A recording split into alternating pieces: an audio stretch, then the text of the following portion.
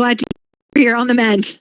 Yeah, I'll be okay. I got a lot to do. We're very busy right now. Yeah. Evening, Ben, Dan, Danielle, Michelle.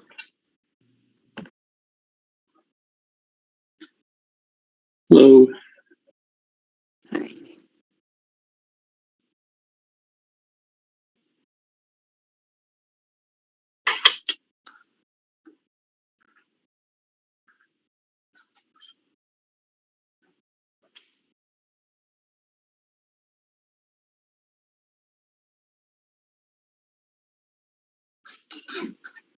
Give it just a couple more minutes for everyone else to join. Hi, good evening. Still getting settled. Hi. No worries, Danielle. Thank you.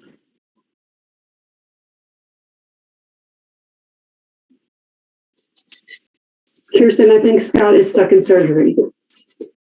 Oh, okay. So we won't have Scott this evening. So we will give Mr. Tanner and Mariah another moment.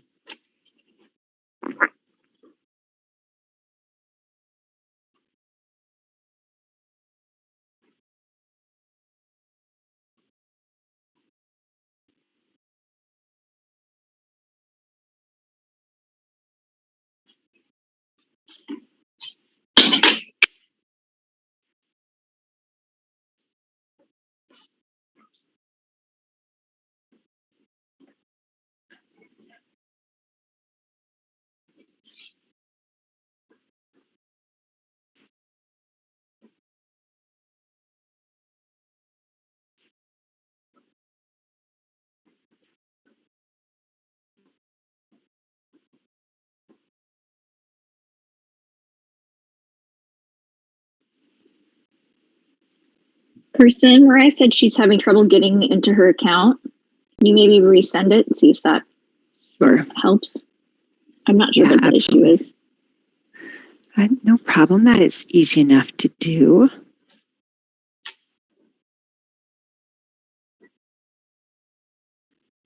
I think I'll just go ahead and send it to Mr. Tanner too, just in case.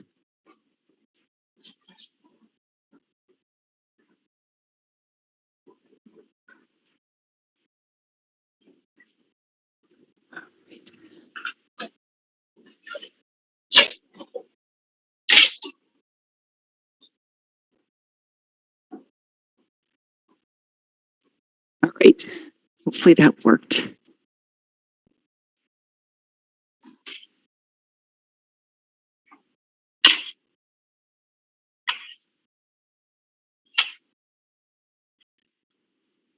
Double checking I didn't make a mistake in the email. That's all good there. So hopefully it'll just be another moment.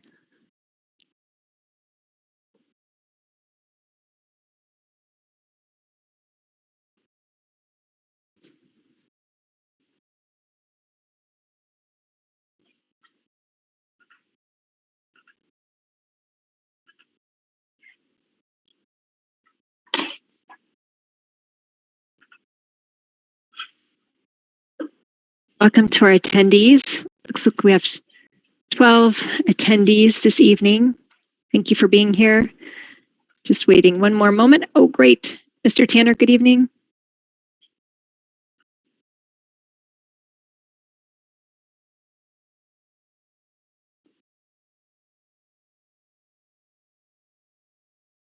April, did you hear back from Mariah? Was she able to get in? She's still struggling? Yeah, I checked in again and oh, she's responding now. We shall see. Oh, okay.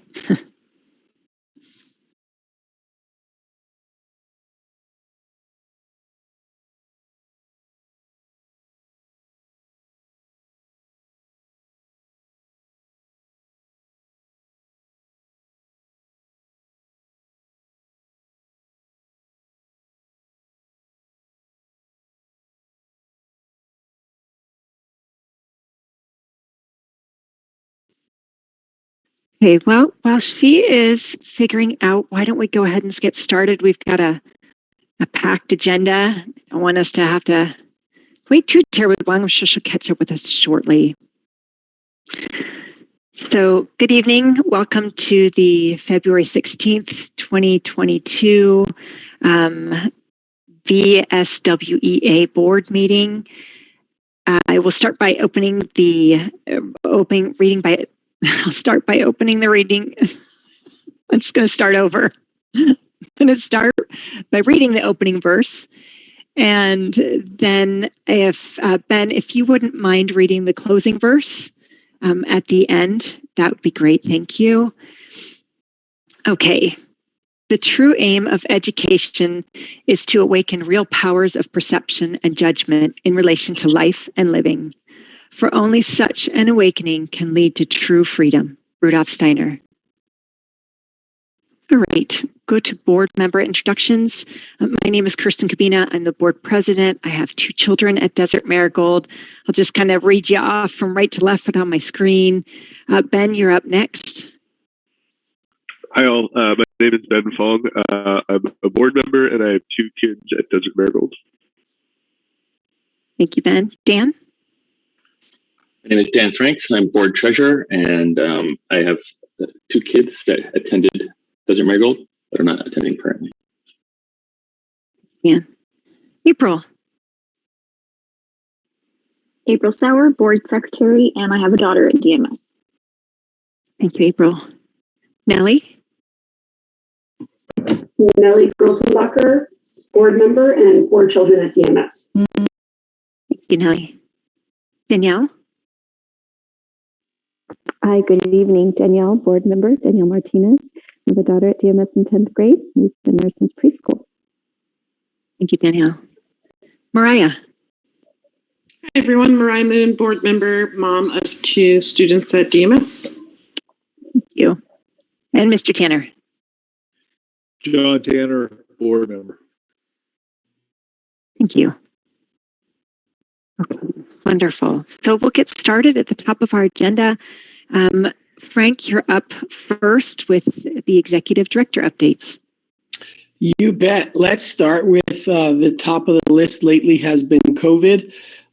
We have had a good last 2 weeks since the last board meeting. Currently, we only have 2 adults with COVID, me being one of them. If you haven't known, I haven't been in school since last Friday. I am scheduled to go back tomorrow. And today we got word of a kindergartner who hasn't been in school since last Thursday. So their actual time is up as well. They could come back, but we just heard they tested positive today, but they have not been in school. So we only have 1 student that I'm currently aware of that had it in the last 2 weeks. So those numbers are down, and that's good. That's the direction we want to go. Let's go to student enrollment. I sent you a special email a couple days ago. Crystal's been working very hard at this. Currently, our 286 is our enrollment for right now. That is 1 student under the 287 we budgeted for. But our pre-registration numbers for next school year, because we started that about 3 weeks ago, are now up to 316 students scheduled to come on August 9th, 5th, whenever it is. And of those 316, 26 are 8th graders going to be 9th graders. I understand that's the largest 9th grade class in quite some time. And we still have 6 others in the 8th grade that could still register. That is all good news.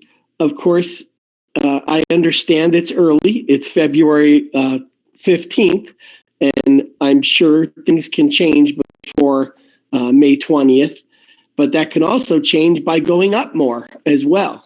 I'm going to try and be the optimist, as I always am, and anywhere around 325 would just make me ecstatic as we start planning the budget. I met with Monique on Friday to start talking about those numbers, and that's all good. So we just need to continue doing what we're doing, and the tours that Crystal and Dr. Darian and Bonnie have been giving have been proving to be rather fruitful. Tomorrow, the high school and I meet to go over what junior highs or K through 8 charter schools we can go to try and get more students in the high school.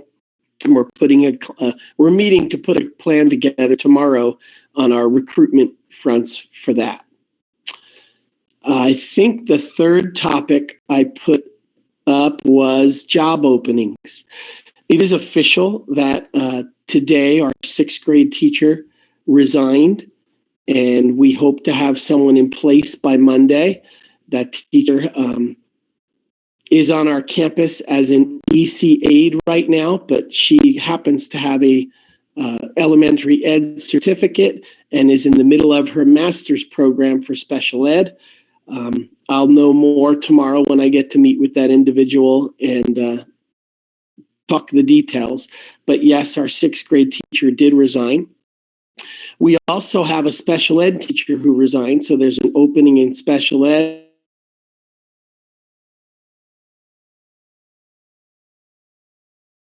You froze on us, Frank.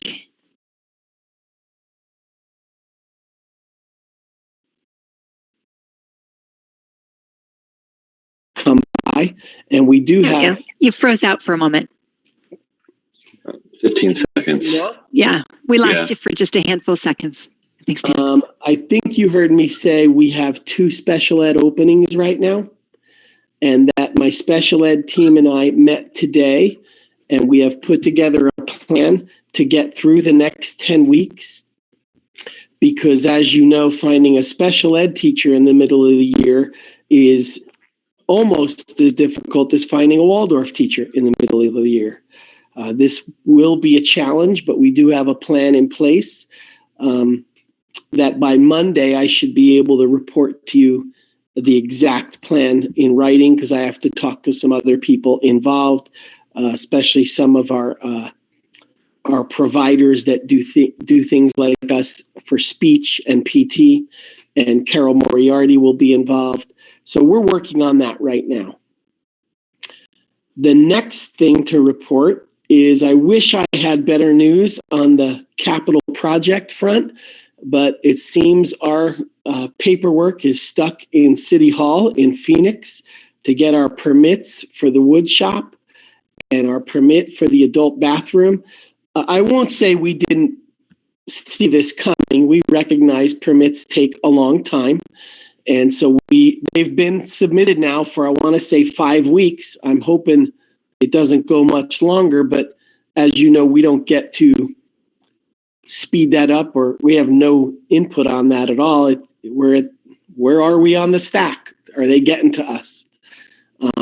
My contractor's ready to go as soon as we get those permits approved by the city of Phoenix. I think that's it. That's all I have to report right now. Thank you, Frank. Any questions or discussion? Frank, who does receive the applications? We touched on that last time, but they come to our website, so I get an automatic email. Are you talking about job opening application? Yes. I get an automatic email, and Deb Paolo gets to see them as well. And they stay on our website, so I can go back and look at them over and over. We just have not had a lot of applicants. I could say a lot. We've had 2. We don't keep a database of previous applicants or qualified. Yes, I print those off and I slide them into an applicant file on my computer, as well as they're available. I can go back to last year and see on our actual website people who have applied directly to us. So I don't take them off of there. I can continually see them. Is there a good pool if you consider those collectively? No, there's no pool. There's just no pool. The people that we have that have applied, I would say 90% of them we have interviewed and deemed to not move forward on, and the 10%. Lost you. Can't hear you.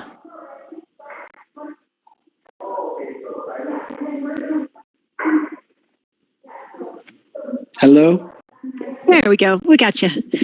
Did you get the whole answer? 90% of the applicants we have already interviewed and deemed as not willing to move forward with, and 10% were paper screened out that they just were not qualified. Those who we've made job offers in the past that didn't accept, do we consider those qualified candidates? Are those persons we can reach out to? Do you need help making phone calls? No, because they're in jobs. They didn't accept because they took a job somewhere else. But things always change. That is true, Danielle. That's absolutely true. Well, I'd be happy if there needs to be some extra support or phone calls or reaching out too. I appreciate that, Danielle.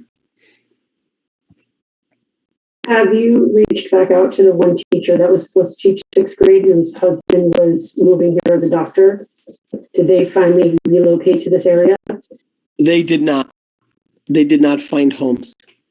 He moved because he took a job, but they stayed for the rest of the school year. I remember you talking about the original one that was going to take Oren's place, if I remember. Yeah. Her husband was moving to the head surgeon in Gilbert or something. Yeah.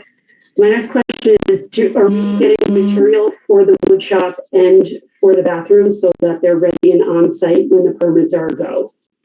Yes, everything else is ready. The contractor's ready to go as soon as we get the permit.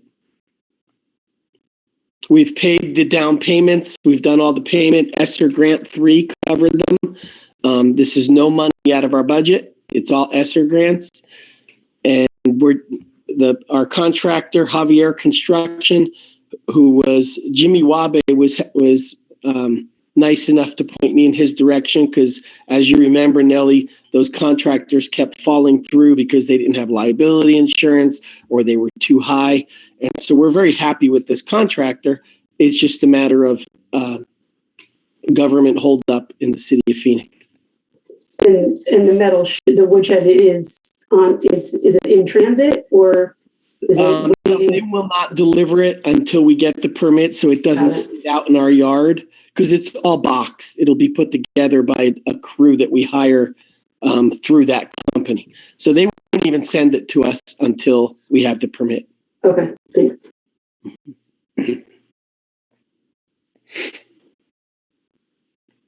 Anything else for Frank? All right. I'm loving these enrollment numbers, so I just wanted to say thanks to everyone who's working hard in the office and giving tours and reaching out to families. These numbers look amazing. Thank you. Okay, on to Parent Council. Michelle, I forgot to have you introduce yourself, so if you'd please introduce yourself for anyone that may not know you, and then we'd love to hear your updates. Thank you, Kirsten. I'm Michelle Kratzer, the Parent Council Chair, and I have 3 kids at school. And I just have a few things to update. Let's see. Next week is the early release with the parent-teacher conferences, and one of those days we are going to LGO, a pretty big restaurant, is donating most of the lunch for teachers for one day. So they're doing like sandwiches and a salad or so. And that'll be just for one of the days for next week. Thank you to Sophie for putting that together and finding them. And then let's see, we are planning on getting back to community work days, especially we have a lot of just things going on campus with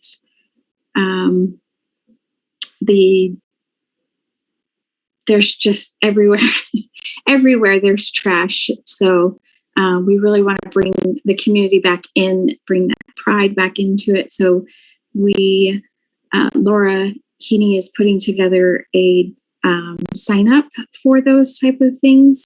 And those should be going out soon. Along with like garden days and those type of things too. So. And I think that's about it. Did anybody have questions? You mentioned the one day where lunch is being donated. Are class reps organizing individual classes to feed our teachers as well? I know we talked about that. Yeah, I know we talked about that at parent council, but I haven't heard anything. But maybe it's just too early and parents are still trying to figure it out. They had a class rep meeting last night, and I honestly was not able to attend that. I don't know if that was mentioned or not. In the past, we have done where class reps have put out to the community where somebody would sign up to bring a lunch for their teacher on the days that it's not provided. So I will check with Sophie and see if she is able to do that or have the class reps do that. And then the other thing, we wanted to do just like a knit in chat on a couple days, just at the front of the school on Tuesdays and Fridays. There's a couple of us that help with first grade knitting, and we have to sit and wait for that to happen. So we were going to see if others wanted to join us with the knitting beforehand, not knitting in the first grade classroom. That's can only have so many in there. But if others would like to join us on Tuesdays and Friday mornings to knit and chat, we'd love to have you. I think that's it. Michelle, I am grateful to see that cleaning up the campus was something that you brought up, because it's really messy. It was really awesome to see so many classes outside today cleaning the campus. I was on campus this morning helping with the animals, and just so you guys as board members know, numerous classes were outside and they were all picking up garbage for at least 30 or 40 minutes. It was really, really nice to see. I know that that's been a concern, and there's been some posts on social media. So I'm not really active on social media, but I know that has it's a huge platform and can hurt the school. So it's good that we're putting the efforts into cleaning the campus up and making us look better. With the sign-up sheets for community work days, what are some of those days going to look like? Are we going to spend time in the pond and getting that whole area tidied up? And I know that that's been on Frank's list for a while. It seems like Hector has like 3 composts going now. Are these all things that we can get the community involved in, like heavy work like that? I believe, yes. Those are definitely on the need to do list, working with garden things, which would also include the pond. So yes. That would just take some pressure off Steve and Hector, because the pond is, probably 4 community work days. There's so much that needs to be carried out of there. Is there anything else that we need on a custodial level? Or are there more garbage cans that are needed around the campus? Or is that something that I've noticed that there hasn't been one up at the middle school for a couple of days? I am not sure about that. I do know that I have talked to Steve about that and asked him. So I guess a follow-up with him would be needed. I have also talked about like bringing back a recycle program, because we don't have recycle bins. Well, we have recycle bins, but they're full of trash and everything like that. It's almost like we need to remind people what goes in the recycle and what goes in the landfill trash cans. But normally around campus, there's just, trash cans here and there, not both of them. So if we could get back to that, that would be awesome. But we really need to get the students involved. Does the city pick up recycling in that area? Do we have to request it? I just don't know how it works here. We have a recycling dumpster out back by the teacher's gate. It's right next to our, it's right next to our landfill dumpster. It was nice. It was nice to see everybody out there. Absolutely. It was nice to see several classes out there picking up and the kids being really excited about it. We help third grade with animals in the mornings, and they were so excited. They were like running off as soon as they were done because they wanted to go help pick up trash. And we were like, yes, let's encourage them to do that. So it was really cute to see.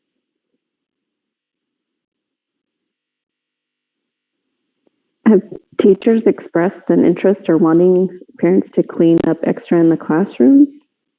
Or is there a sign up for that?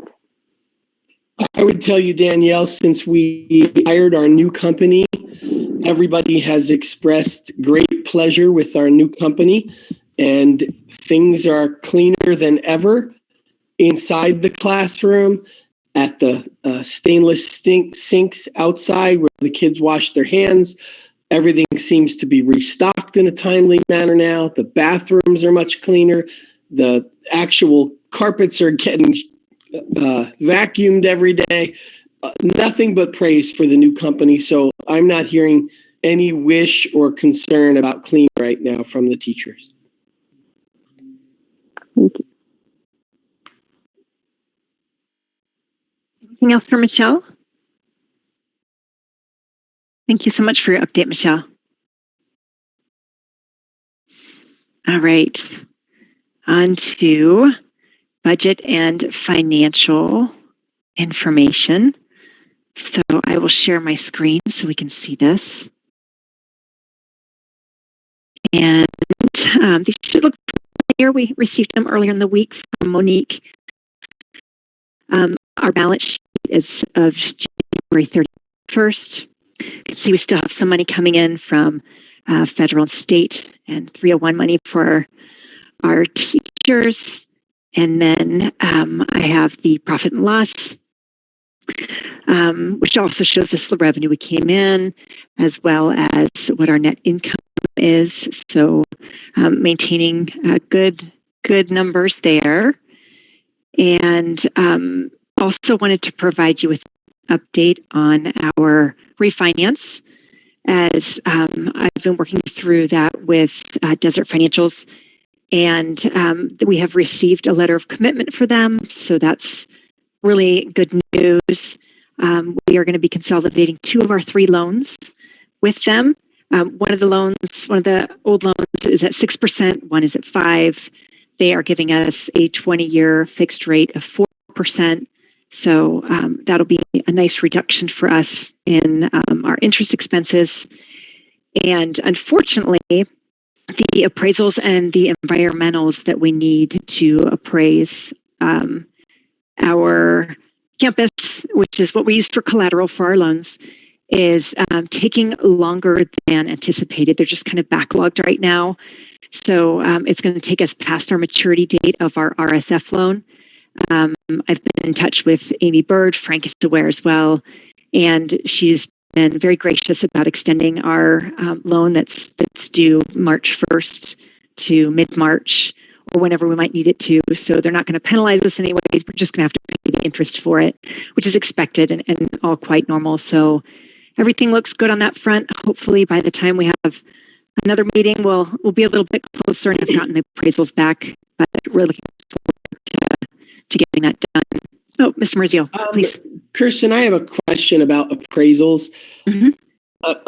I don't understand if they're different for schools than they are for a house, but am I wrong to assume that because the price of everything is so high right now, that our appraisal will come in high as well?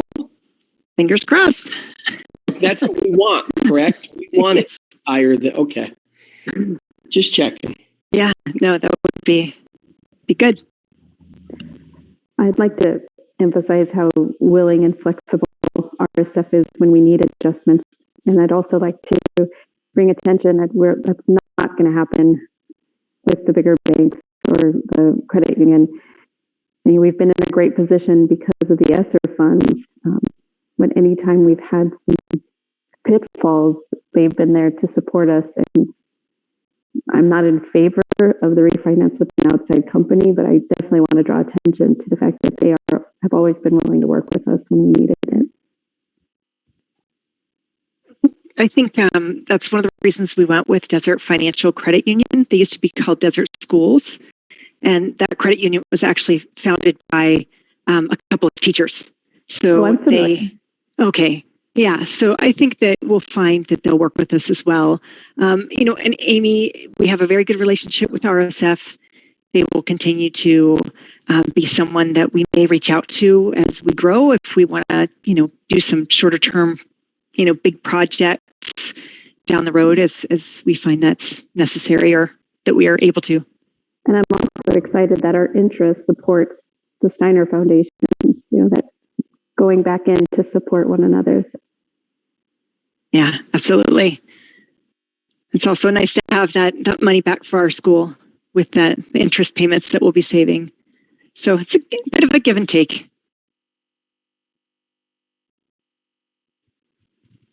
Does anyone else have any questions or thoughts?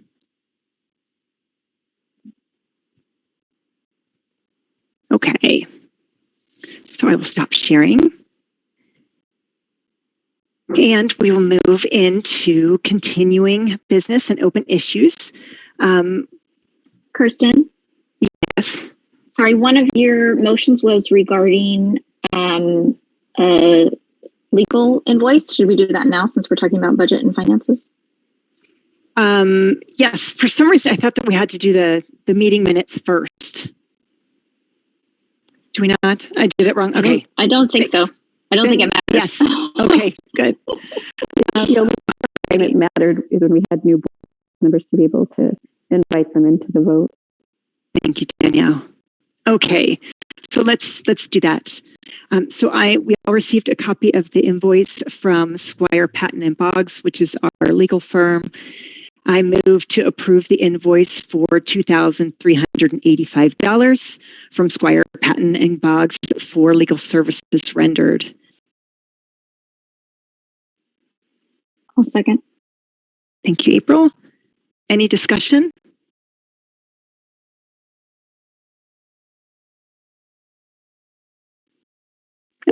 They still have our address incorrect.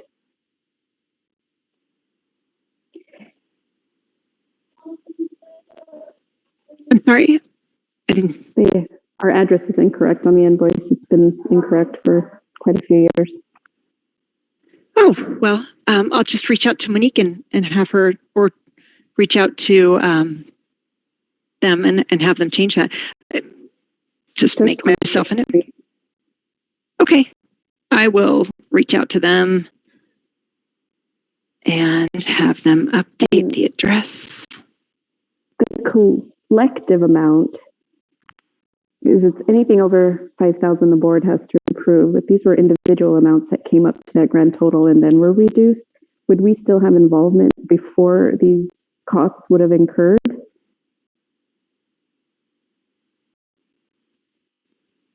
I'm not sure I understand your question. So we have in our bylaws, I believe it's our bylaws, that anything over 5,000 needs to be voted on by the board. And these were, according to the invoice, the individual items were less, but the collective amount was more than the 5,000. And they reduced their cost, so it came in under that amount. But initially, wouldn't we want to approve those costs before they were incurred? Well, if the bylaws state it's $5,000, then our invoice was $2,300. It was originally higher than that amount until they. So they give us a special rate from Gregory, so that'll always be reduced. I didn't read it that way. Did anyone else read it that prior to the special rate, friends and family rate they give us, that we should approve?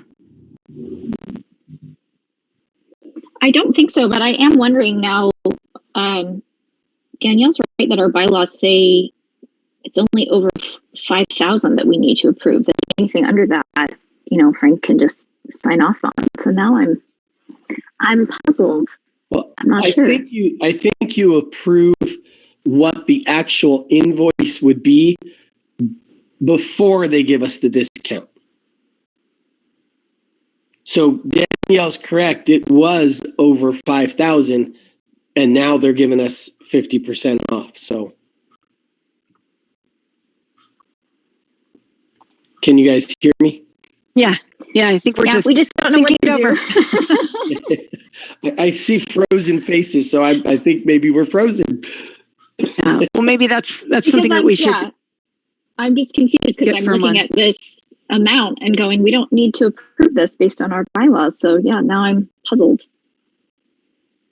I think it's before discount, because don't we record the discount in our accounting system as like receiving income, basically, in a way, or like giving, being given something, not income, but it's like it's not like we enter that we only paid the amount we pay. We also record the discount amount as well. So it is. I don't think we do. I think we just record the actual invoice amount. Yeah, I don't think we do accrual. Yeah. So maybe we just just to be safe, take out the amount and just rephrase it without the amount, and just approve to pay the invoice. April, doesn't it make sense that because it's for legal services and that's one of the clearly written responsibilities of the board is to be involved in legal, that I don't care if we spend $100. If it's on a lawyer, you guys should be made aware of it and approve that we're using that lawyer. Does that make sense to think about it? Yeah, and we're generally aware and we do see the invoices, but I don't know that I've ever been a part of a vote approving an amount this small. Maybe I'm wrong. Mr. Tanner, do you have any recollection of approving an amount lower than 5,000 or know what we should do? Yeah, April, I wish I could remember history on this. If this had been approved, within the last year or two, I just don't recall that. But Danielle brings up a very good point that it should be approved in excess of 5,000, obviously, to just restate what she said. So restate the motion, but say. Well, I think it's too late because we use those services, but going forward, that should be something that's brought to our attention.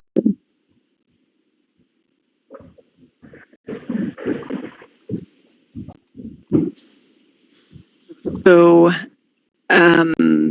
ideally, the lawyers would let us know when we're getting close to that $5,000 mark on any given invoice. Would that be the idea? That would be the idea, Kristen, Okay. but I wish we could consult with Gregory because I don't know what prior arrangement he made concerning this matter. But I can think reach the out to him. invoice should be approved. Nonetheless, I think it should be approved and paid. I will take that on as a follow-up item. I'll reach out to Gregory. I'm working with him on a couple other things as well, so that won't be too much of an imposition to ask him one more. Thank you. It's a good idea. Thank you. Kristen, this is Mariah. I'll be curious what Gregory said, but I've never heard or seen a bylaws with a control measure of a dollar amount being.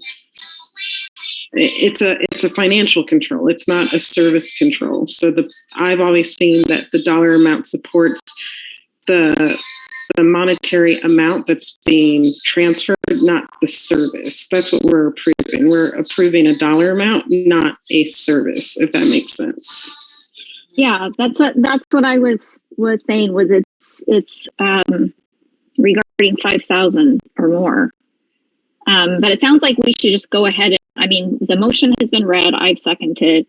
Obviously, we're having this discussion, but I think we should just vote to be safe. And then, if we need to have another motion at our next meeting, if we've done something in error, we can do that. Okay. April, do you prefer I restate the statement without the dollar amount? I don't know. Well, let's leave it in for now. We've already said it with the dollar amount. It's already been seconded. So I say we just vote. And if we need to do something at the next meeting, we can change it at the next meeting. Sounds good. Okay. All those in favor of paying the bill?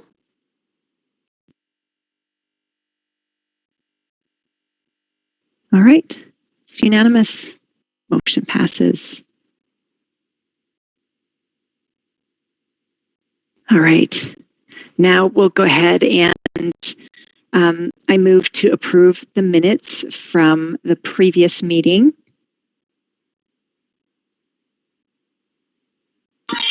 This is Mariah. I'll second that motion.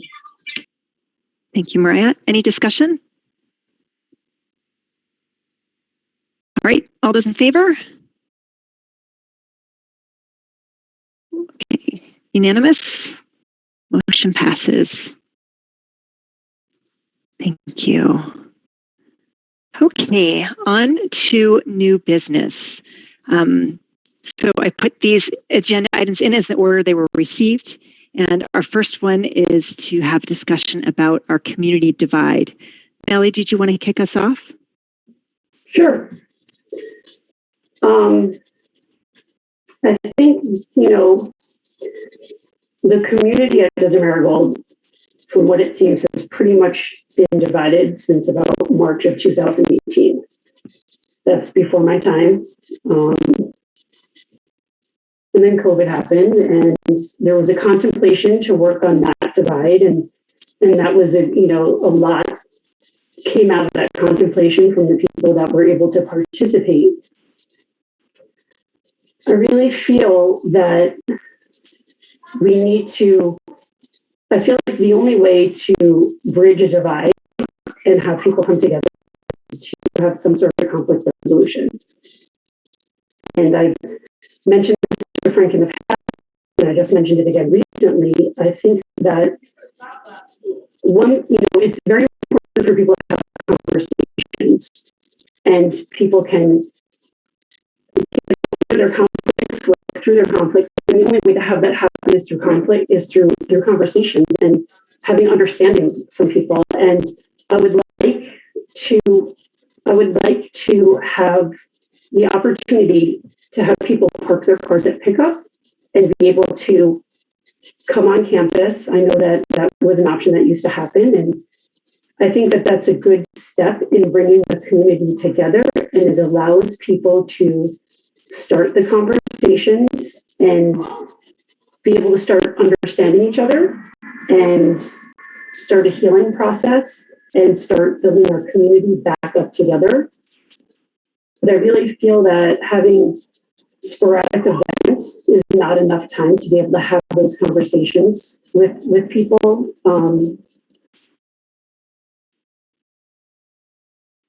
I think that the idea that Michelle is also proposing to have community work days is good, and to have a pre-knitting class in the garden is good. But I think that the only way to solve this divide is to allow people to come together and talk. And it doesn't have to be mediated. It doesn't have to be monitored. It's just a bunch of parents picking their kids up and being allowed to just have open conversations.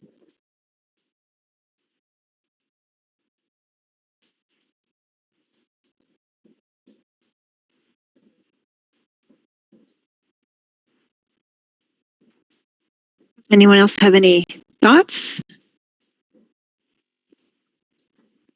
And when we started at DMS, it was one of the most nurturing things to see the kids playing before they had to go off to their classrooms. And I really miss that, and the importance of play altogether. I don't know if that can also be something to incorporate, or are they doing that with their teacher off on their class and we just don't see it on the fields? I think the kids a lot of times are separated, at least in middle school. My girls tell me that they have to stay in one section and they kind of can't filter into another section. And I'm not proposing drop off because I think that drop off is way too hectic in the morning and too many people need to get in and out of the parking lot. And I know that the parking lot is a concern at pickup. And I think that it might take a couple of days or a week or so of working the kinks through if people were to park their car. And I'm not proposing walking through the campus. My proposal would be to allow people to park their cars and open the fence to the right of the office. I'm not sure what that field is, but right on the right-hand side when you drive in, and allow people just to come onto the grass and let their kids run around for a few minutes and just have conversations. I have many differences with many people in the community, but everyone knows that I'm approachable, and people that are on the hard opposing side have still had come to me and said, I'd like to have a conversation with you and understand who you are, what your belief structure is, and we have a handshake at the end and move forward and greet each other peacefully and have wonderful conversations. And it's because those conversations are fostered. And I think the only way to get through this divide, the only way is to allow people to come together and talk. It's conflict resolution 101. And I think that we all know that. My 6th grade girls are on a Zoom call right now, settling a dispute between 5 friends. If they can figure this out, I don't know why we can't figure this out. It seems like a very easy solution. And it gives people the opportunity, if they want to get out of the car, they can. If they don't want to, they can pick their kids up and go.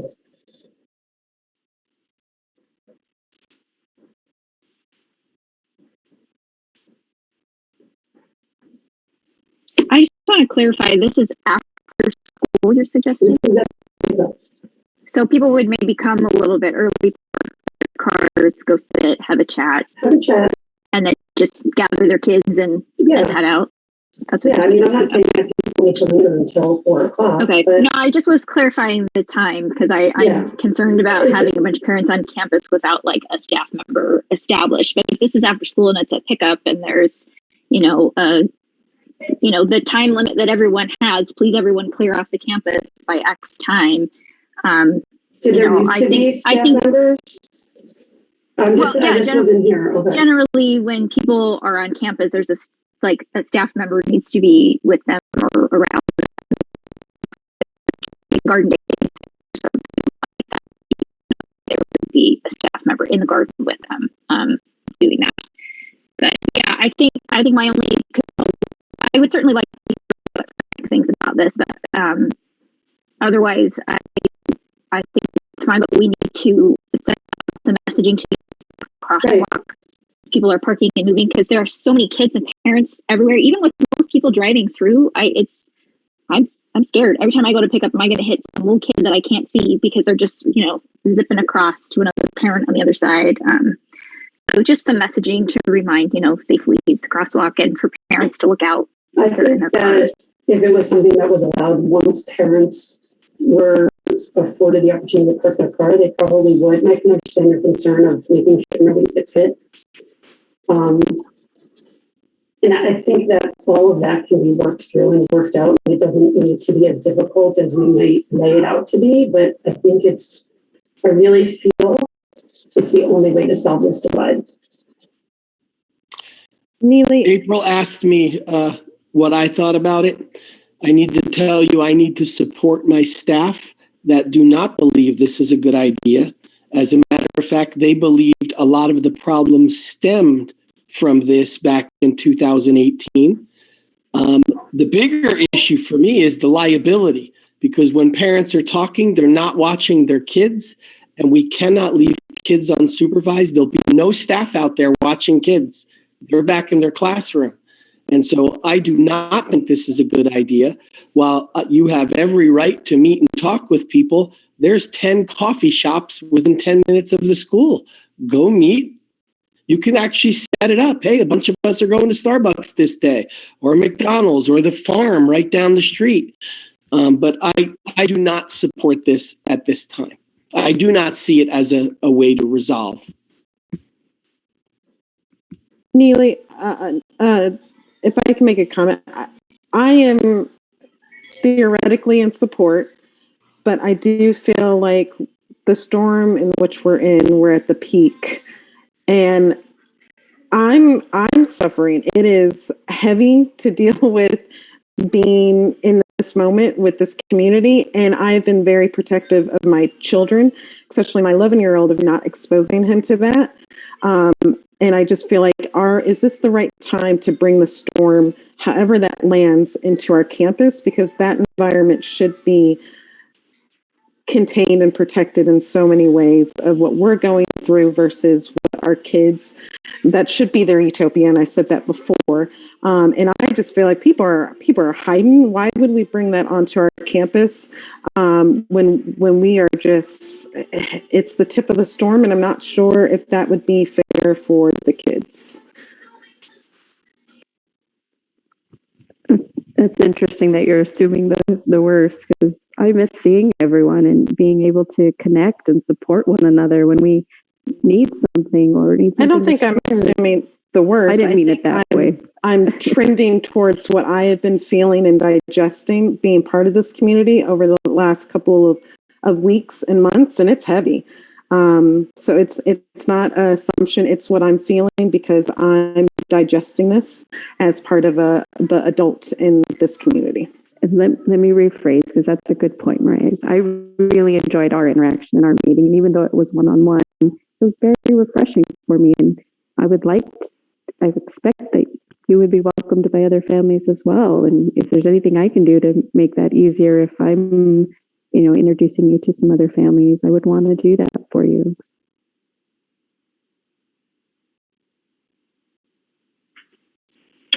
I just have a question of clarification. From what I can tell, Nellie, your proposal is essentially that we go back to how it used to be.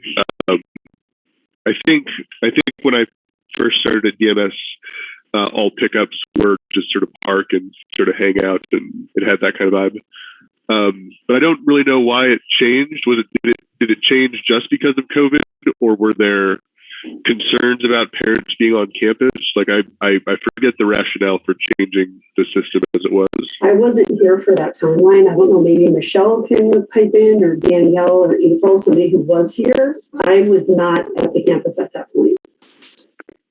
Michelle, if you could speak, I think you'd be best to answer that. I think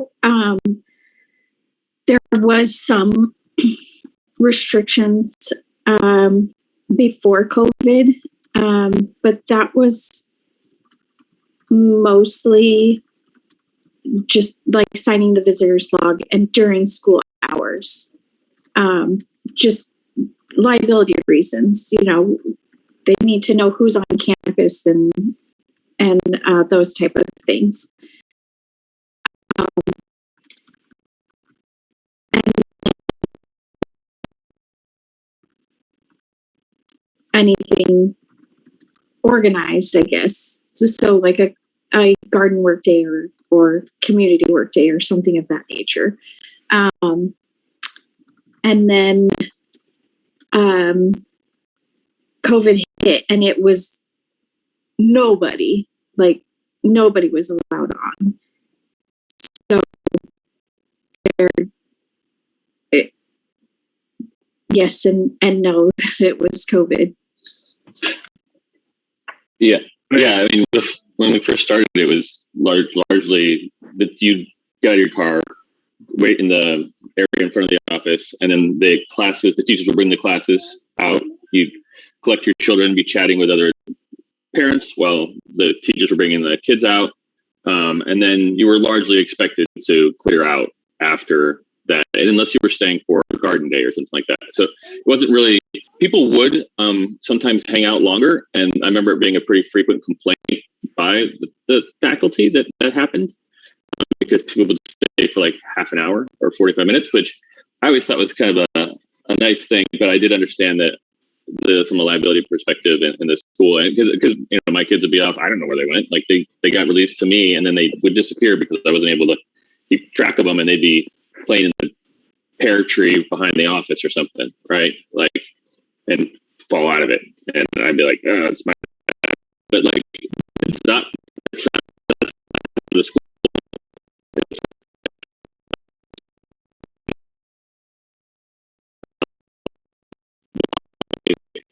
This is a concern. And then when COVID hit, everything shut down. And then when we opened back up COVID and sent kids back to classes, that's when we started doing a kind of like a more controlled drop pickup so that we would reduce exposure, just to try and make it as safe as possible for the community. And then it was an optimization to help people not have like traffic issues, get it in and out quickly, because drop off and pick up was always pretty slow in the past. So I think that's like a history of, this is my recollection of drop off and pick up. I think comment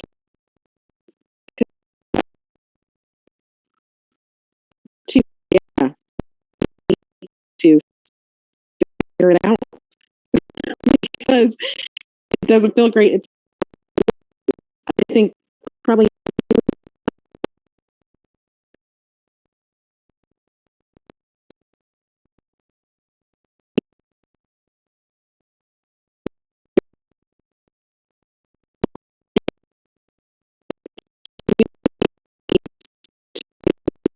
start communicating.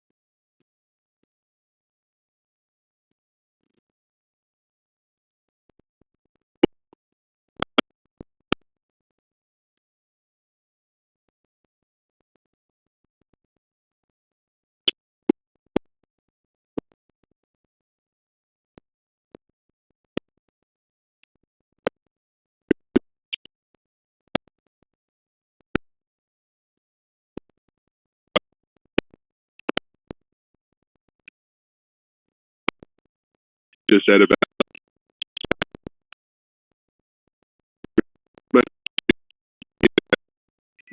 to say after 10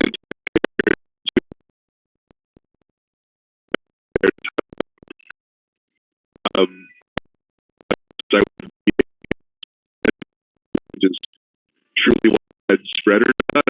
If people feel that way, fine, but if it's a bad idea,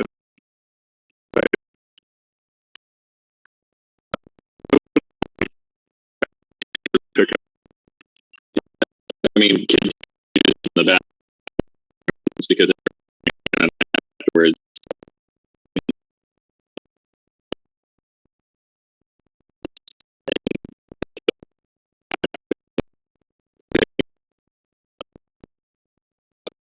And I feel around a way that there's middle ground. And it's unrealistic for us to, kind of lean. First of all, it's so extreme.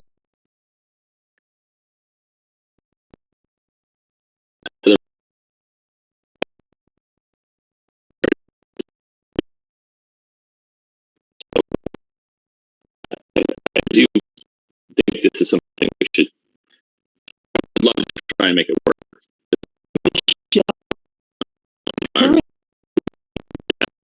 You have a monthly, and you meet at the bridge after everybody goes into school.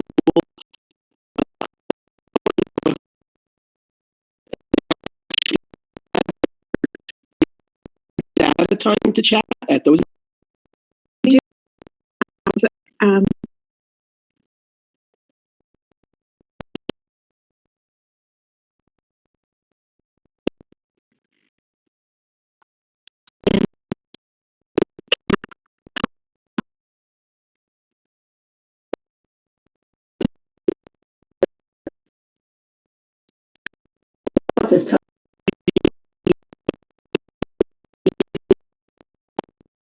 And supervised by the teacher.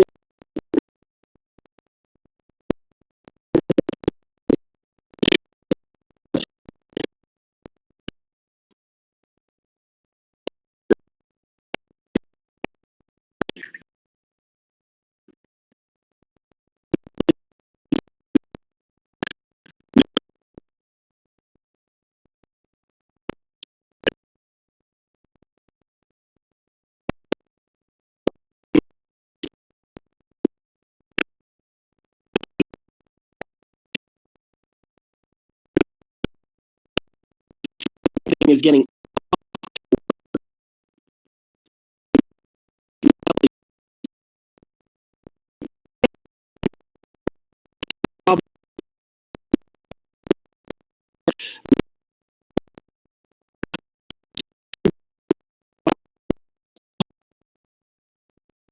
and then when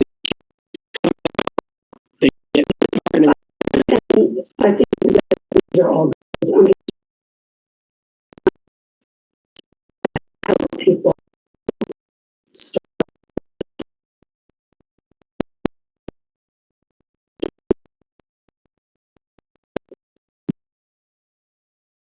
I know that you guys all have to be somewhere and off to work, so I have the flexibility. I know that I make sure that I stay on campus in the morning or I'm there in the afternoon, so that if anybody needs to see a board member, I'm there to be there.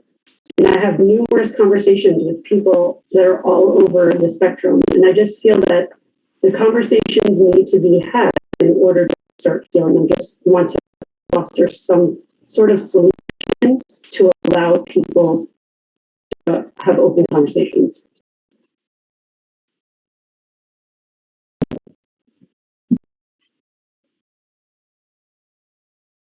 Michelle, is changing the parent council meeting to 1:30 an option? I'm pretty sure we can probably work something out. We have them in the morning, you have them in the afternoon on Zoom, just one more solution to add to your plate. But if that's, if that's a solution and that might be a start, you might, if everyone has to be there for pickup anyway, it might be a good place to start. The only thing I would add if we move in that direction is we don't want to see people hanging around till 4 o'clock. We're all very busy. 1:30 to 2. I think you guys go even longer in the morning. Isn't it about an hour? So you would need more time. I can't have the meeting continue to go and your kids are now ready to get in the car and they're not making it to the car, or I'm back in a liability situation with nobody supervising. So we have to think that through. Couldn't we do the farm? Or do they close early? No, the farm's open just down the street, the restaurant. They're now open. They close in the summer. So the really hot months they close, but they're back open now.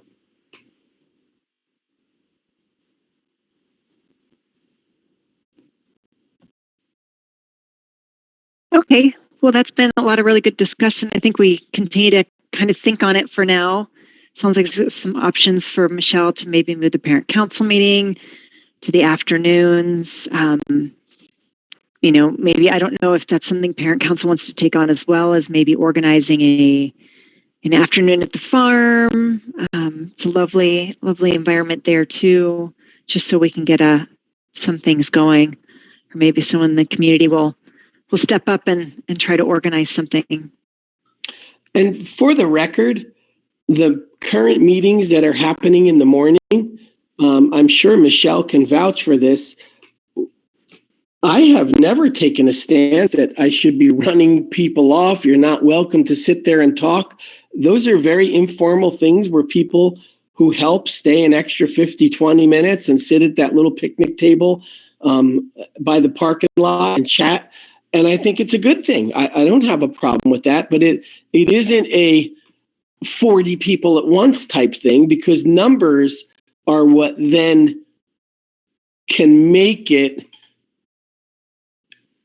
disruptive. It's not the way it is. It's very informal. People who want to stay and talk do. Michelle, am I correct in saying that? Yes. Those that can or want to, a lot of times do. I think you just go from there, Nellie. Invite people to the next meeting and they can stay and chat after the meeting. That's not a big formal thing with kids running to your car. It's just the adults having a cup of coffee. Very informal.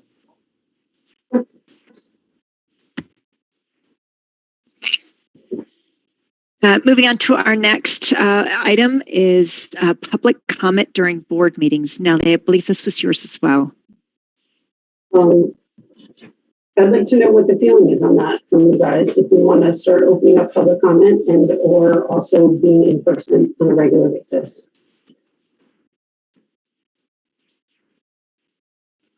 Can someone share the history of why we took away open comments?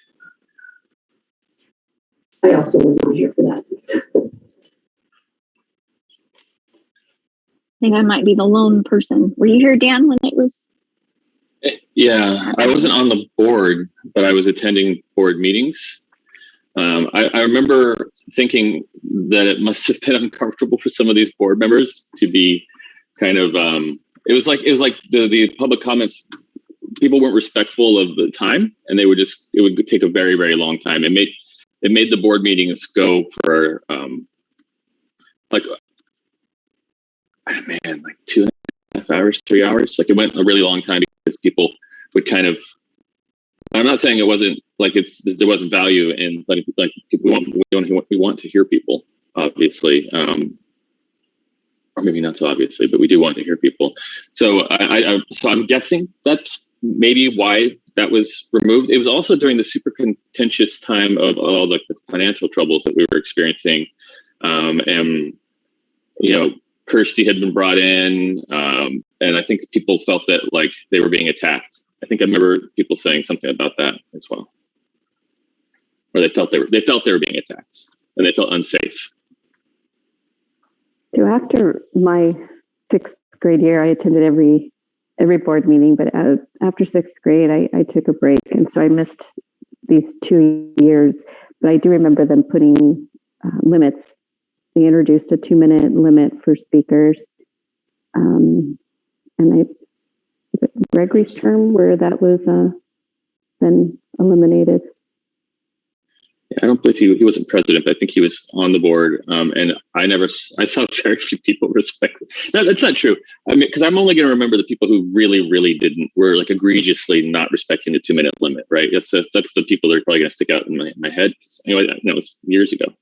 But I do remember it being pretty much every board meeting, it would go on. And yeah, so maybe it was just like. Oh, it was Matt. Heavy-handed. Matt was the president at that time. No, Danielle, it was before that because I was attending meetings and sharing a public comment at nearly every meeting, and I only had 2 minutes, so I always was planned for my 2 minutes, and I sent a letter in. Well, here are all the bullet points.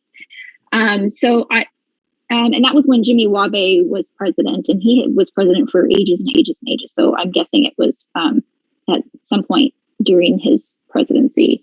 No, it was Matt, and it was the only time it was excluded was at our executive or special meeting. It's not required. Well, shutting down public comment, but I'm talking about the 2-minute limit. Oh, okay. Yeah, the 2-minute, because I had to remember that when I was sharing public comment. Yeah, I remember that being like, okay, I've only got 2 minutes. What do I want to share for sure? Yeah. So yeah, it was shut down during Matt. For a variety of reasons. Dan talked about people overstepping the limit. There were some comments that were really pointed at individuals. So then we created some guidelines. These are the expectations if you're sharing public comment. Again, those were just ignored. People were being very abusive in what they were saying. And it was the same people, and oftentimes they were just repeating the same message. And so we just felt that it wasn't helpful anymore, and we are not legally obligated to have public comment. And so we decided for the time being that we would be fine with not having it anymore. Obviously, our emails are still open. People share them with us. So that's the general history. Nellie wanted to know our thoughts about it. I've said it before and I'll say it again. I'm fine with public comment, but I prefer it to be at the end of the evening, and I would certainly like to have people stick to the guidelines that we have and stick to the 2-minute limit. I think the time limit is fair in guidelines. I'm sure April, it sounded like when you were a parent, you appreciated having the ability to have public comment. Sure. Yeah, I always, like I said, I shared public comment, but then I also would send like a detailed information if I needed to share more information. But I felt that the guidelines that we put into place were helpful and needed because there was, like I said, there just was a lot of inappropriate behavior at the time in public comment and at the meetings in general. I mean, we had people shouting out at the meetings and they would just not stop talking, and it just gets very, very disruptive. But this is a different, if we're talking about doing public comment on Zoom because we had it while we were on Zoom. And so people would send in their public comment and we would read it. I don't know if we would have other ideas in terms of invite them into the meeting, give them 2 minutes and then mute them or boot them after their 2 minutes to make sure they stick to it. I don't know. There's just lots to consider. And if people have the same message, you can collectively ask one person to be the speaker and move on. I've seen that happen at quite a few board meetings. I'm fine with looking and exploring with this. I will tell you that my self-preservation stance is extremely high, and I don't know how much more if people were not being kind or abusive or just whatever, I'm not sure if I'm willing to digest that. So I think it would need to be very clear because, again, I feel like I'm at my limit. I feel like everyone's at their limit because, again, we're at the tip of the storm, and I'm not sure how comfortable I would feel if people were not following the guidelines. Do we have written guidelines for when we speak about comment? Yes, I can circulate those. You want me to do that, Nellie? I can put it Yeah, out. that would be great, so that we can just start this process, look them over, see if anything needs to be edited. Sure. And then revisit this conversation and maybe even make it into a motion. Yeah, I'll do that when I send out the time minutes. limit is great. I think that's fair. It's needed. April, were there rules about you couldn't use foul language, you couldn't name call individuals? Yes, that's all in the guideline. And I hate to do this to you, John, but you've done it to me in the past. Could we hear from you on this, both as a staff member and a board member, because you lived through this in both roles? I don't have a problem with public comment, but it has to be, people have to follow the rules. And that was the problem. People refuse to follow the rules, and the behaviors as described by the other board members are completely accurate.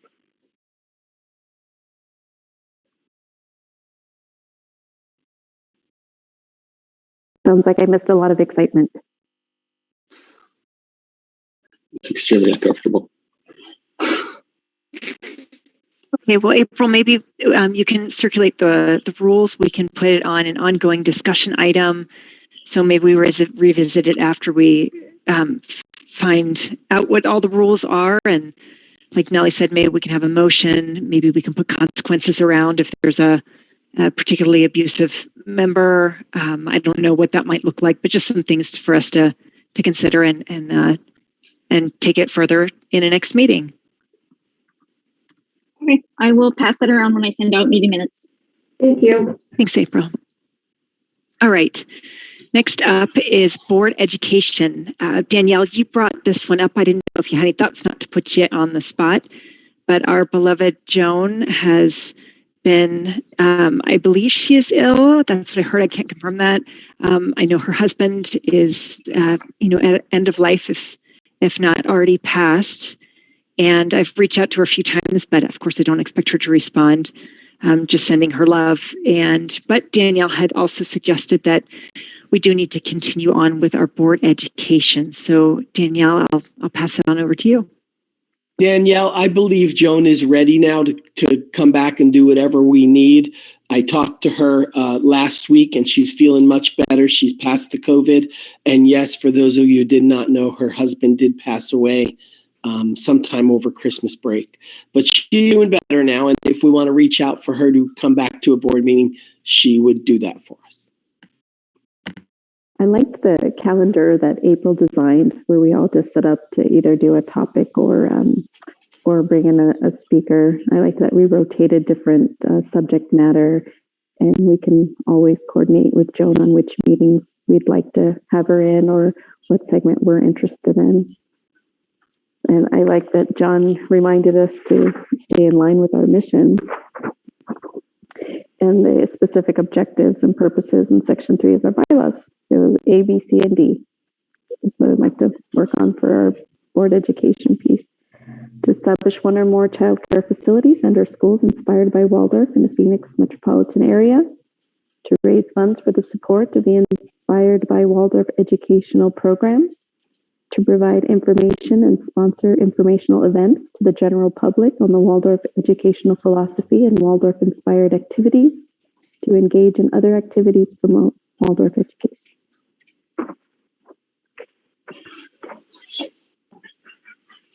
So happy to take next meeting if and coordinate with Joan if you'd like, or if we want to do something else for the next meeting. Any thoughts?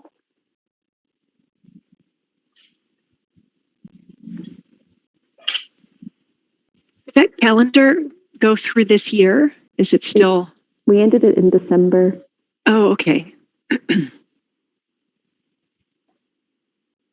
I was just going to say the same thing. The initial plan was for the board to, pick a topic and speak at the second meeting of every month. And then once we got Joan on board, we had decided for her to do it in our stead. Obviously, she's an expert on all things Waldorf, and she's been a great resource for us. I would love to hear from board members, my only hesitation is that we've tried this before. We made the calendar, we put people on the calendar, and then when it came time to present, nobody was ready. So I would personally love to have Joan set up and for sure on our calendar. I love hearing from her. She's just wonderful and has great information to share. And then if specific board members want to volunteer to do their own topic on the first meeting of the month or whatever it is we decide, I'm happy to do that, but I don't want to, create a stick staunch calendar that may or may not work out. And even if we can't all participate in the parent education book club that Parent Council runs, perhaps we can do that study also on our own individually and bring back some of the things we may have had questions or that stood out for us. Interesting idea.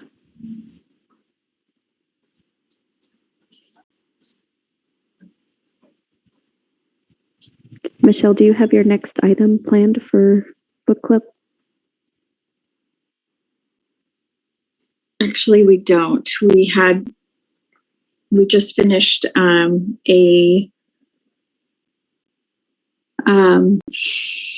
of the lectures, antisocial and social. Social impulses. Impulses, thank you. I think we are going to discuss it a little bit tomorrow and then talk about a new book. We're kind of on the fence about which new book to do. We have a community member who has a new book out, so we are looking into buying some of those in bulk and possibly doing that, or we might do something else in between. So we'll talk about that tomorrow.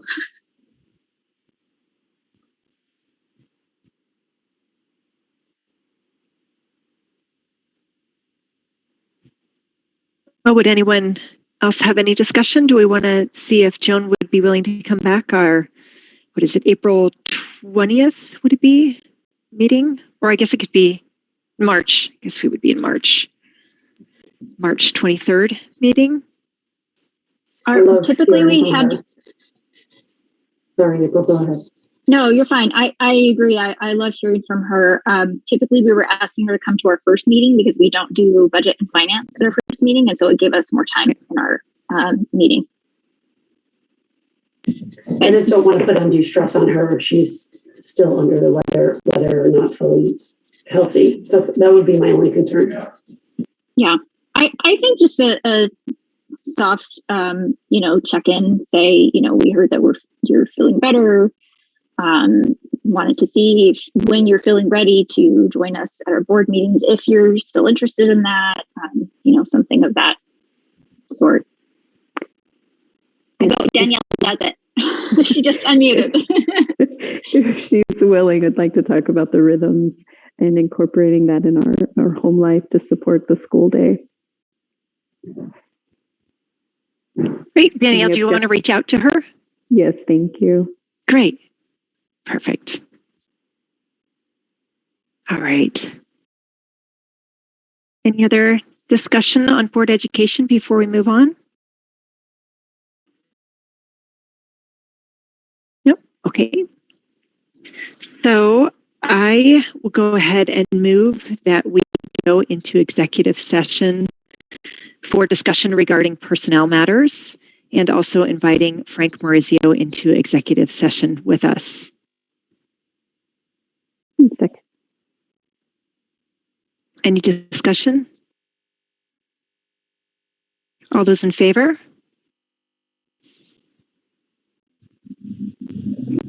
Motion passes.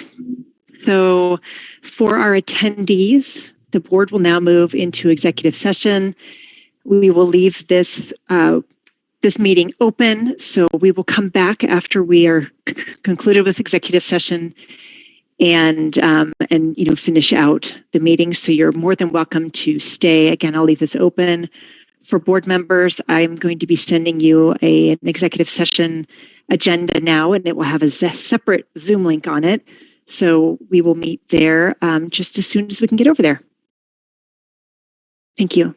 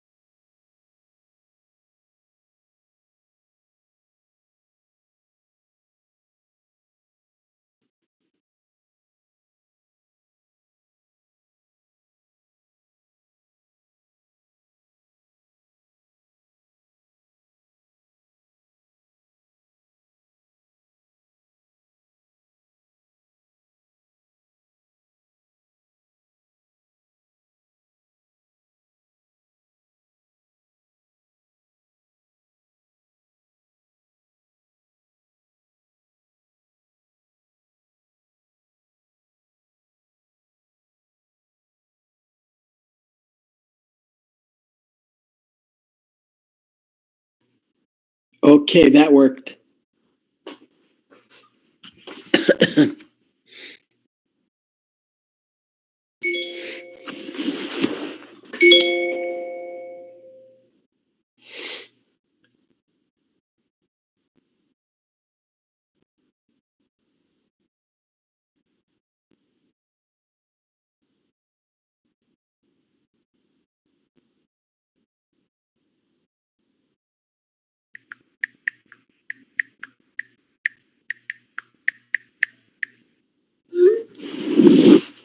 Hey, John?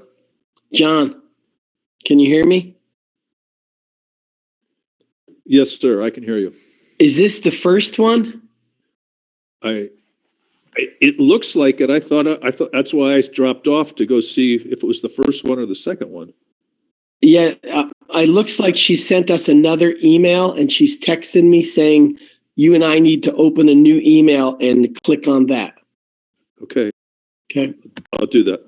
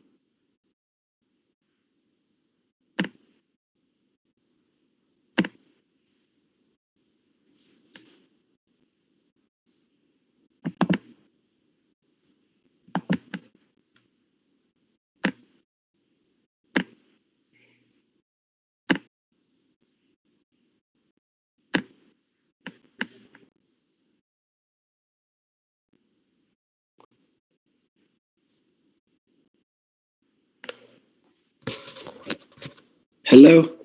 I don't know, Frank. I went back. I opened the latest Did too, and it took me to here. as well. I'm gonna text them again.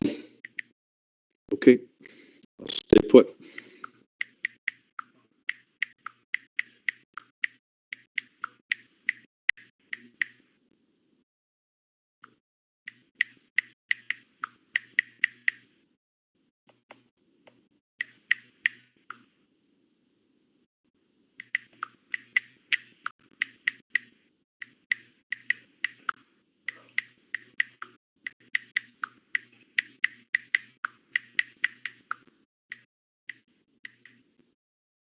Oop, looks like someone else. I've come back to help you. Kirsten's link didn't work, so she just emailed us a new one. So you're going to leave this meeting. Go ahead and go through the new link that she just emailed. I did, Danielle, and this is where it landed. I agreed. Mine did too. Okay. So the email you opened was from today's date? Yes. Yes, ma'am. Okay.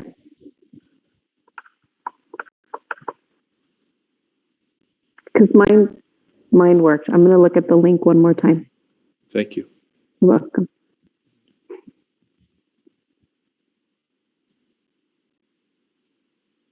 Okay, she sent it at 8 p.m. That is the one that you selected? That's correct. Okay.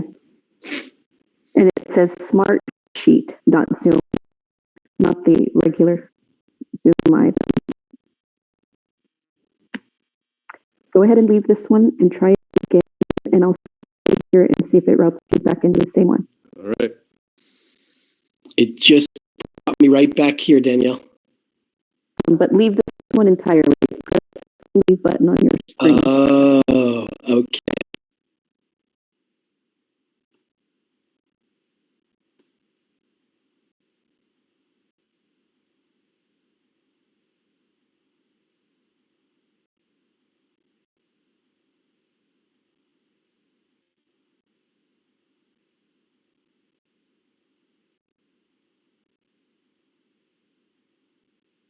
Fun times, Michelle.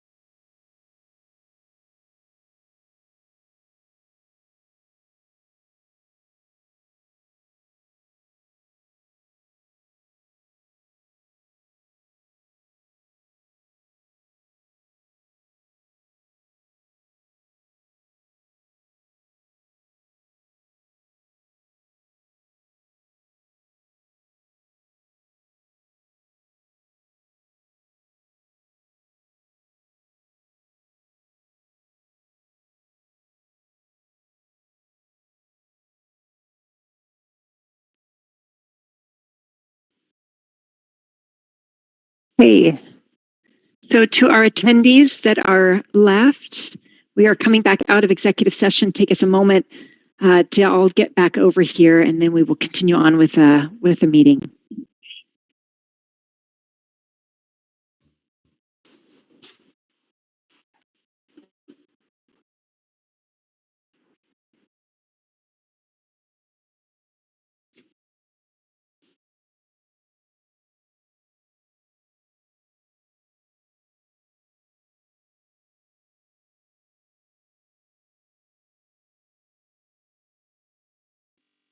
Just as the header date on this email said March 16th.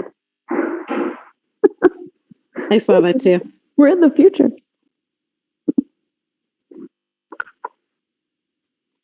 We're the first ones.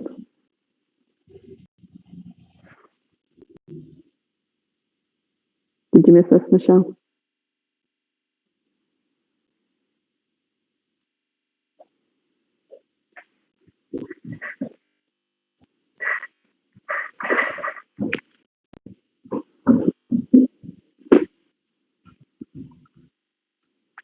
Tangels and the grapefruits were amazing.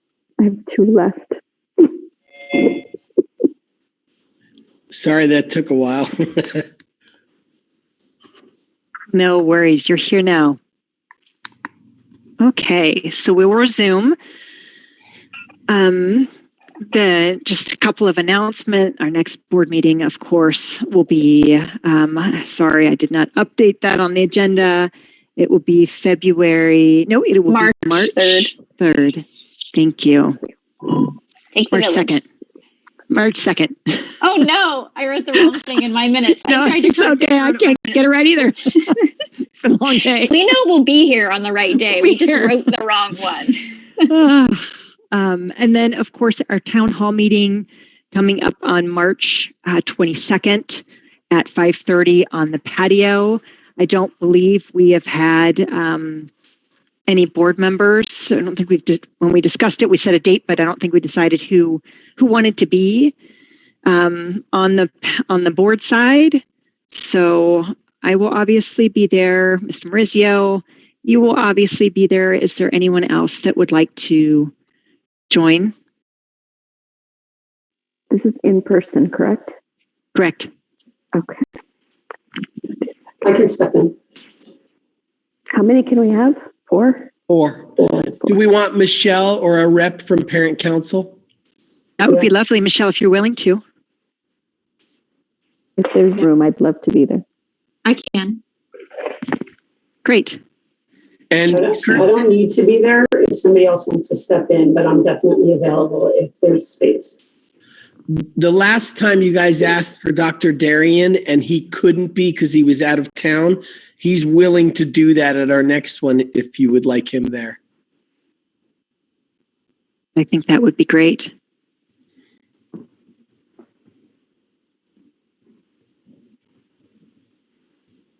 Okay, so just to confirm, Nellie, Danielle, Dr. Darian, Michelle, Frank, and myself. Do we feel like we need a member of faculty, or do we feel like Mr. Darian will be able to field any questions? Dr. Darian will be able to do that for this one. The next Okay. one we'll try for a teacher. Okay. Okay, great. Okay. So any other business to discuss before we move to close? All right.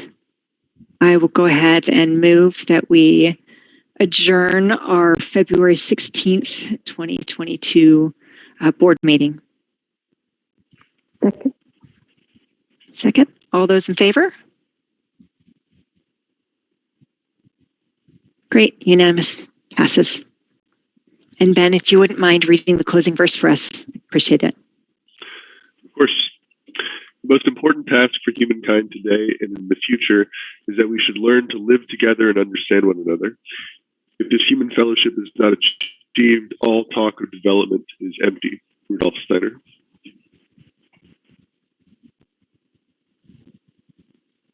Thank you. Thank you to our last remaining attendees, and everyone have a wonderful night.